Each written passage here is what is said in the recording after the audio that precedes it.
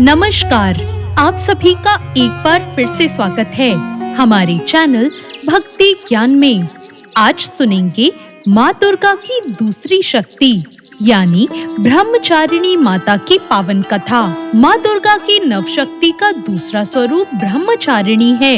यहाँ ब्रह्म का अर्थ तपस्या से है। माँ दुर्गा का स्वरूप भक्तों और सिद्धों को अनंत फल देने वाला है। इनकी उपासना करने से तप, त्याग, वैराग्य, सदाचार और संयम की वृद्धि होती है। ब्रह्मचारिणी का अर्थ है तप की चारिणी यानी तप का आचरण करने वाली। देवी का यह स्वरूप पूर्ण ज्योतिर्मय और अत्यंत भव्य है। इन देवी ने दाएं हाथ में जप की माला ले रखी है और बाएं हाथ में कमंडल धारण कर रखा है। पूर्व जन्म में इन्हीं देवी ने हिमालय के घर पुत्री के रूप में जन्म लिया था और नारद जी के उपदेश से इन्होंने भगवान शंकर को पति के रूप में प्राप्त करने के लिए बहुत ही घोर तपस्या की थी। इसी कठोर तपस्या के कारण इन्हें तपचारिणी यानी ब्रह्मचारिणी नाम से भी जाना जाता है। 1000 वर्ष तक इन्होंने केवल फल फूल ही खाए और शाक पर निर्वाह किया और बहुत से कठिन उपवास रखे। खुले आकाश के नीचे वर्षा और धूप के घोर कष्ट भी सहे।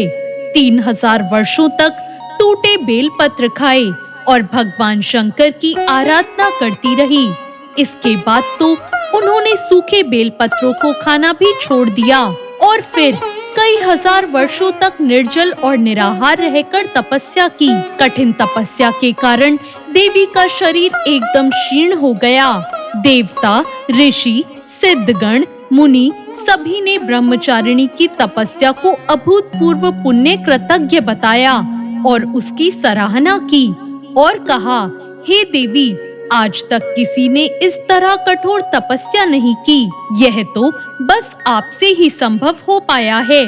आपकी मनोकामना परिपूर्ण होगी और भगवान चंद्रमौली शिव जी आपको पति के रूप में प्राप्त होंगे। अब आप तपस्या करके घर लौट जाओ। जल्द ही आपके पिता के यहाँ बुलावा आएगा।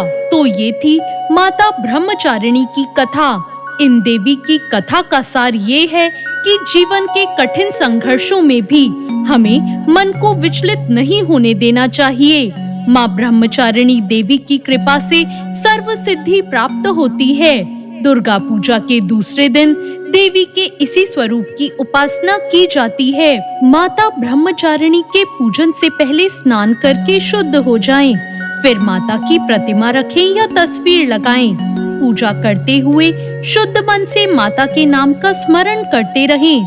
कोशिश करें कि सफेद या पीले वस्त्र पहनकर ही पूजा हो।